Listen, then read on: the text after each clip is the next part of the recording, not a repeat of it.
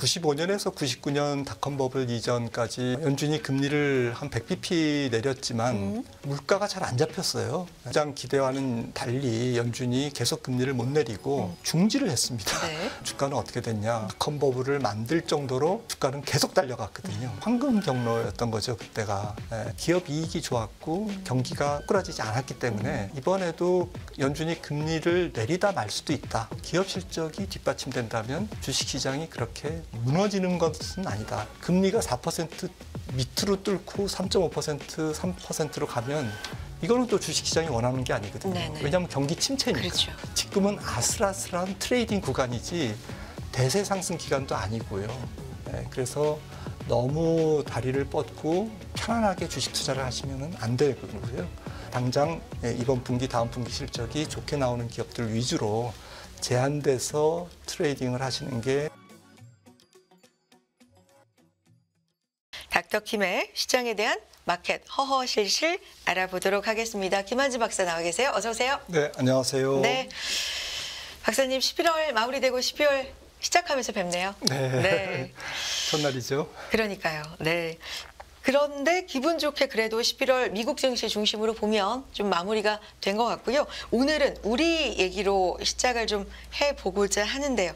박사님, 한국은행이 7회 연속 기준금리 동결했습니다. 평가를 어떻게 하셨는지. 네, 지난 네. 2월부터 계속 동결을 했죠. 그런데 우리나라는 뭐 미국보다 아시다시피 금리를 먼저 올렸습니다. 2021년 8월부터 선제적으로 올렸고요. 올렸죠. 네. 그리고 뭐 지금 금리 인상 폭은 사실은 3%포인트, 300bp나 올렸습니다. 그 중에서도 50bp씩 두 번이나 올렸고요. 포함해서 3%포인트를 올렸으니까 사실 우리나라 입장에서는 뭐 정말 연준을 쫓아가면서 조금 열심히 올렸습니다. 그래서 어제 그 하는 총재 기자회견 내용도 충분히 제약적인 수준이다. 미국도 지금 연준 인사들이 이미 제약적인 수준이다라고 얘기했고요. 한국은행도 좀 제약적인 수준에 이미 금리가 도달했기 때문에 이제부터는 조금 관찰해야 될 필요성이 있다라는 취지로 이제 말씀을 하셨죠. 통방문에서도 이제 그렇게 나왔고요. 통화 정책이 금리 정책이 금리를 올리는 것도 있고 내리는 것도 있지만 동결하는 것도 통화 정책의 한 부분이거든요. 그렇죠. 그래서 얼마나 동결할지는 연준 인사들도 맨날 똑같은 얘기를 하는데 데이터 보고 결정하겠다. 아직 결정된 확정된 건 아니다. 미리 정해놓고 가는 건 아니다. 통화 정책이라는 게. 네. 어제 그 금통위 끝나고 기자회견에서도 같은 얘기를 하셨고요. 총재께서. 그러니까 결국 앞으로 상당 기간 금리를 조금 유지하지 않겠나라고 이제 그렇게 이제 답변을 했고, 상당 기간이라는 것이 시장에서는 보통 한 3개월에서 6개월로 해석을 하는데 어제는 상당 기간이라는 표현을 안 하고 충분히 달라졌죠. 장기간. 충분히 장기간. 네, 그래서 이제 기자분이 좀 구체적으로 질문하니까 6개월보다는 조금 더 길지 않을까? 금리 인하 시기가, 피봇 시기가. 그러니까 이제 내년 하반기로 이제 보는 것 같아요. 현재 금통위원들은. 그래서 모르긴 몰라도 상반기에 금리를 인하할 것이다라고 하는 시장의 기대는 하는 총재도 이제 다른 중앙은행 총재들과 이제 이렇게 회의라든지 이런 데서 만나서 얘기하면 시장이 너무 앞서가는 거 아니야? 라는 이제 지금 생각을 갖고 있다는 거죠. 네. 그래서 아무튼 금리 인상은 전 세계적으로 끝났고 이제 하이퍼 롱거 얼마나 더 긴 기간을 이 동결 기간을 가져가느냐, 그 사이에 이제 경기가 얼만큼 식고 물가가 잡히느냐, 이제 여기에 달려 있는데 제 생각에는 어제 하는 총재의 말대로 저는 우리나라 금리 인하도 내년 여름 이후가 되지 않을까 이렇게 생각을 합니다. 내년 여름 이후에는 네네. 인하 시점이 올 수 있다. 네. 그런데 박사님 어제 보면 이창용 총재 제외한 6명 중에서 금통위원 중에서 4명이 3.75%로 추가 인상할 가능성을 열어두자. 네. 이런 입장이었거든요. 네. 그러면 인하가 아니라 인상에 대한 여지랄까요? 이런 것도 논의도 충분히 지금 살아있다라고 봐야 되는 거 아니겠습니까? 네, 저도 뭐 네. 그런 거 약간 의외였습니다. 네. 지금 뭐 물가도 조금 잡히는 분위기고, 그래서 경기도 안 좋고요. 그래서 오히려 좀 잘못 보도가 된 게 아닌가? 그러게요. 4명이 저도, 동결을 하고 2명이 열어놔야 되는 이제 그렇게 잘못된 거 한 번 몇 번씩 봤습니다. 저도요. 네. 그런데 이제 기자회견에서도 내부는 뭐 열어놓고 있다. 25bp 인상을 열어놓고 있다. 그러니까 아직까지는 우리나라 물가가 3.8%지 않습니까?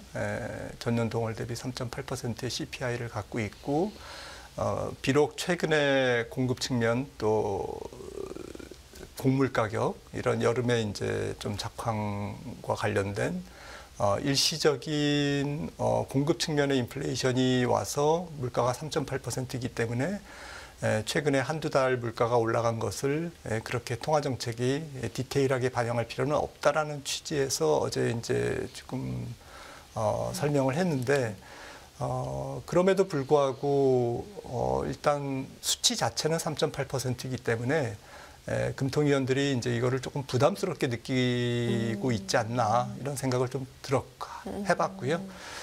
그다음에 어제 기자회견에서도 지정학적 이슈를 뭐 지정학적이라는 표현을 되게 많이 사용하시더라고요. 그래서 유심히 들어보면 아직까지는 유가가 다시 올라갈 수도 있다. 그거는 뭐 우리가 컨트롤할 수 없는 부분이니까 이제 이런 부분들에 대해서 가능성을 열어놓으면서, 그러니까 비록 공급 측면이고 뭐 해외 요인에 의한 뭐 또 유가에 의한 이런 물가 상승 요인도 어느 정도는 지금 뭐 신경을 쓰고 있다라는 측면에서 아마 내분이 25bp의 추가 인상 가능성을 열어놓은 것이 아닌가라고 생각을 하지만 그렇게 의미를 둘 필요는 없다라고 생각을 합니다. 그래서 저도 어제 동결은 예상이 됐던 거지만 그 외적으로 뭐 아까 말씀해주신 상당 기간 좀 더 길게 라고 바뀐 부분이라든지 장기간으로 바뀐 부분이라든지 인상에 대한 것도 4명이나 얘기를 했었구나라는 부분이 오히려 좀 눈에 띄어서 질문을 좀 드렸던 거고요. 성장률 전망은 또 하향했잖아요. 이것도 어떻게 봐야 됩니까? 네, 올해 성장률은 뭐 올해 다 갔으니까 1.4% 그대로 뒀고요. 내년이 2.1%로 0.1%포인트 낮췄는데, 뭐 최근에 OECD나 뭐 이런 국제기관 또 국내 연구소 이런 데서 전망이 나오고 있는데 2%가 이제 컨센서스인 것 같습니다. 아무래도 내수 쪽에서 좀 부진 가능성이 내년도에 있기 때문에 소비도 그렇고, 물가는 안정되더라도 여전히 뭐 실질 임금은 그렇게 크게 오를 수가 없는, 오히려 떨어지는 그런 추세를 요즘에 보이고 있고, 실질 소득도 마찬가지고요. 그리고 주거용 건설 투자도 그렇게 크게 일어나기는 어렵고 고금리가 계속되기 때문에, 그리고 뭐 비주거용 건설 투자도 기업의 설비 투자 여력이 그렇게 큰 것도 아니고, 또 50조 이상 달하는 지금 설비 투자가 국내보다는 뭐 IRA법이라든지 이런 것 때문에 미국에서 주로 일어나잖아요. 그래서 공장 건설이 국내에 굵직한 것들이 지금 착공이 안 되고 있고요. 그런 측면에서 내수 경기는 설비 투자 소비 모두 조금 내년도에 부진한 그런 상태에서 수출만 바라보는 천수답 경기가 될 것 같은데, 반도체 회복이라든지.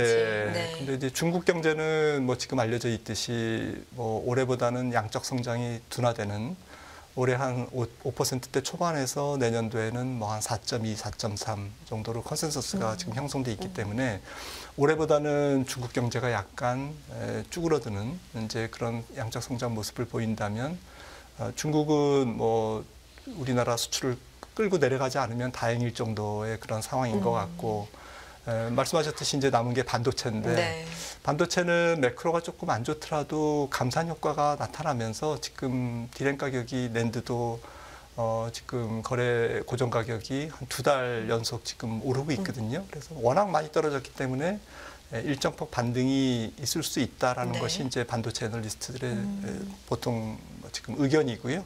그런 측면에서 반도체 하나가 조금 희망적인 그런 상황에서는 종합해서 보면 우리나라 성장률을 뭐 반도체 하나 갖고 물론 중요하지만 이게 전체적으로 조금 높게 보기는 어렵다라는 것이 이제 대부분의 이코노미스트들의 의견이라서 저도 2% 정도로 지금 보고 있는데 저는 조금은 낮게 보고 있습니다. 그것보다도. 2%는 약간 희망 섞인 전망이지 않을까라고 생각을 하고 있고 이것보다는 조금 현실적으로 보면 한 1.8%나 1.7% 올해보다는 조금 높지만 2%를 달성하는 것도 약간 버거울 정도로 내년 거시 환경이 그렇게 썩 좋은 건 아니다라고 생각을 합니다. 전 세계 경기가 조금 내년도에는 위축 국면이기 때문에 그렇습니다. 네. 여러 가지 의미로 숫자 2%가 좀 중요하네요. 네. 물가 달성도 그러네요. 2%. 네. 네. 경제 성장률도 2% 전후로 보시는데 박사님은 조금 그거보다는 낮게 생각을 하고 계시는군요. 자, 이제 뭐 시장 얘기 또 좀 해볼게요. 미국도 그렇고요. 금리 얘기 이제 12월도 되고 내년 바라보고 있기 때문에 인하 시점이 언젠가에 대한 논의가 좀 활발한데 이게 의견이 모아지지 않고 굉장히 좀 네. 갈리는 것 같아요. 간밤에도 보면은 연준 위원들이 브레이크라고 할까요? 착몰이라고 할까요? 조금 그런 감도 있고요. 금리 어떻게 보십니까? 네, 뭐 존 윌리엄스 뉴욕 연은 총재가 네. 인터뷰를 했더라고요. 네, 네. 네, 그래서 뭐 내년도 성장률도 뭐 굉장히 1.4%인가 굉장히 낮게 봤죠. 1.2%입니까? 그리고 물가도 이제 충분히 안정되고 실업률도 4.2%로 봤지만 금리 인하에 대해서는 뭐 조금 뭐 반대적인 의견을 시장과 조금 반대되는 의견을 표시했고요. 그러니까 연준 인사들의 한 3분의 2 정도는 아직까지도 뭐 메리 데일리라든지 맞아요. 뭐 네.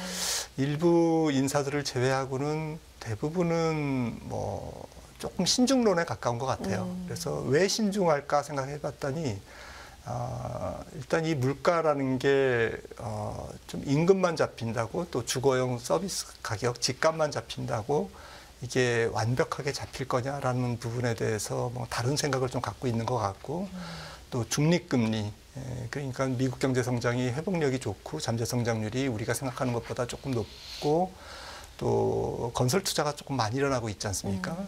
지금 리쇼어링 전략으로 그래서 이런 부분들 그다음에 초과저축이 지금 둔화되고 그리고 소진되고 저축률이 내려가고는 있지만 여전히 팬데믹 때 푼 뭐 통화정책에서 한 4조, 재정정책에서 한 5조 달러를 푼 그 규모가 아직까지는 가계에 좀 돌아다니고 있다는 거죠.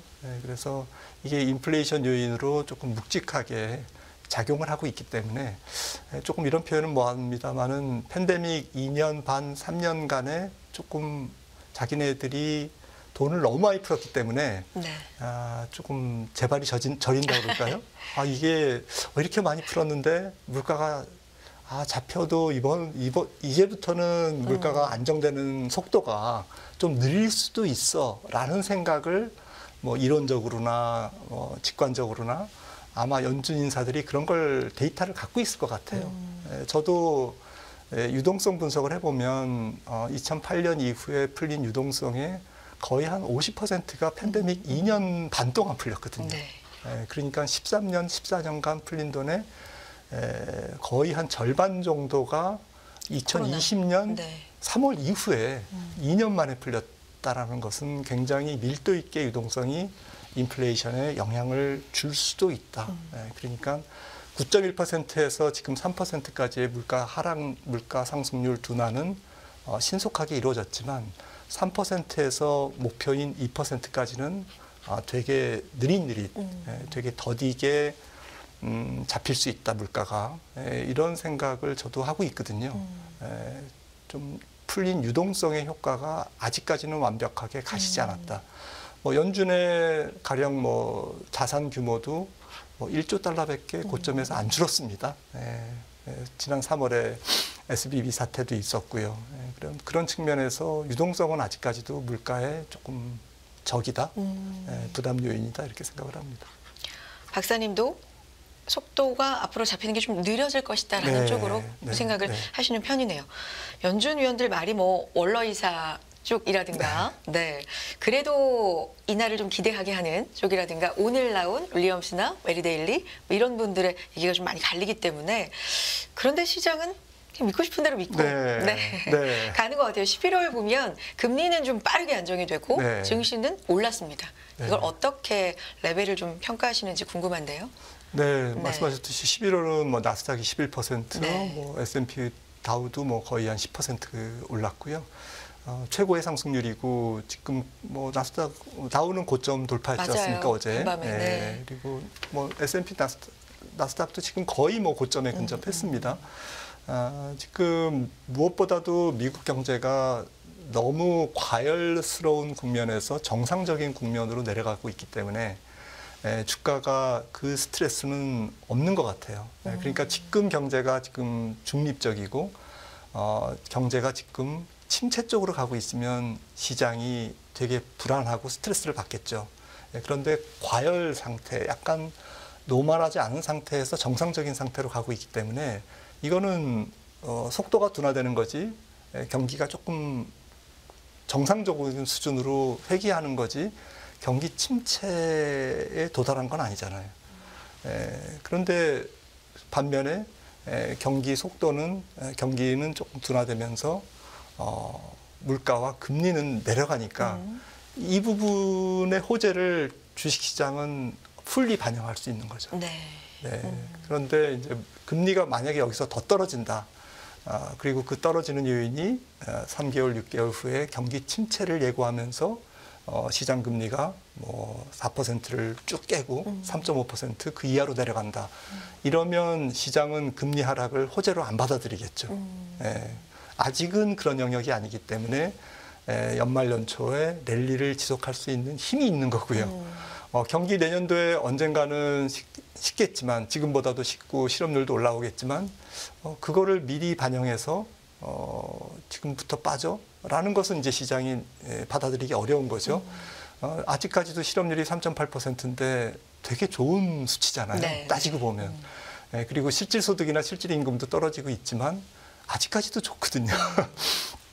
성장률이 4분기에 뭐 1.5%, 뭐 아틀란타 연원에서 조금 낮춰 잡았지만 뭐 1.5%라고 해도 장기 추세 성장률 1.8%, 1.9%에서 크게 밑도는 건 아니거든요.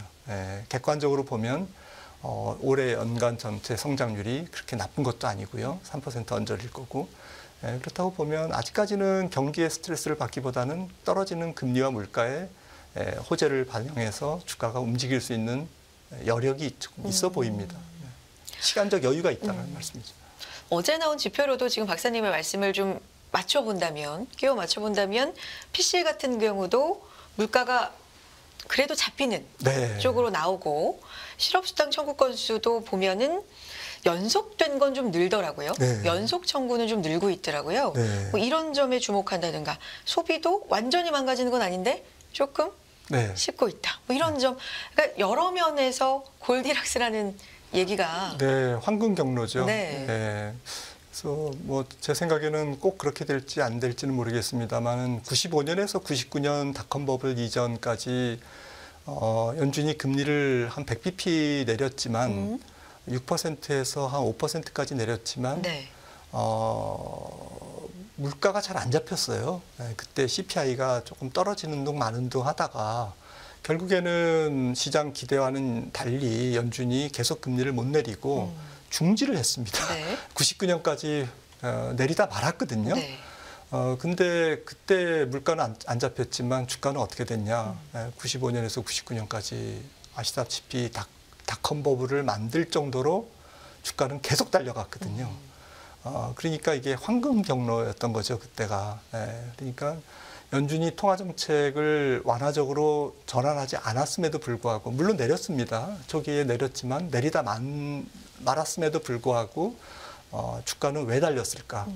기업 이익이 좋았고 경기가 꼬꾸라지지 않았기 때문에 주식시장은 오히려 좀 적극적인 쪽에 금리 인하라는 소극적인 재료보다는 경기 확장이라는 또 기업 실적 호전이라는 적극적인 재료를 흡수하면서 반영하면서 주가는 계속 올랐거든요. 네. 과열스럽게. 그래서 꼭 그렇게 된다라는 보장은 없지만 이번에도 연준이 금리를 내리다 말 수도 있다라는 생각을 저는 갖고 있고요.